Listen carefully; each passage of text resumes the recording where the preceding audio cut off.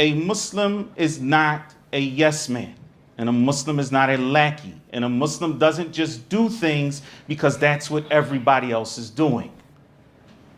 A Muslim stops to ask, what am I doing and why am I doing it? What am I doing? Meaning, is this in line with the teachings of the Prophet Muhammad sallallahu alaihi wasallam? Does this conform to the ni'mah of Islam? And why am I doing it? What's the catalyst behind it? Am I doing it because I want people to see what I'm doing? Am I doing it because I'm scared that people might say, why didn't you do something? So I don't do these things.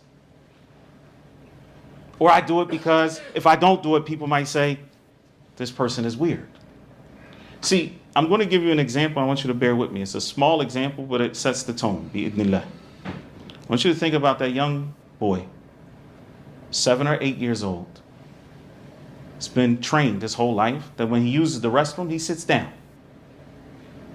Why? Because he's emulating the Prophet ﷺ, who did not stand up and urinate.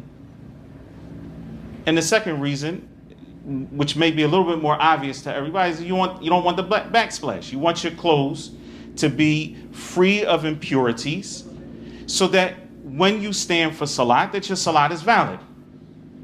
And so I want you to look here what's happening. The practice is actually based on the worship of Allah subhanahu wa ta'ala. Just sitting down and using the restroom. Okay, now he goes to camp for the first time in his life. He wasn't going to public school. He goes to camp for the first time in his life. And everybody else is using the urinals, all the other boys, standing up.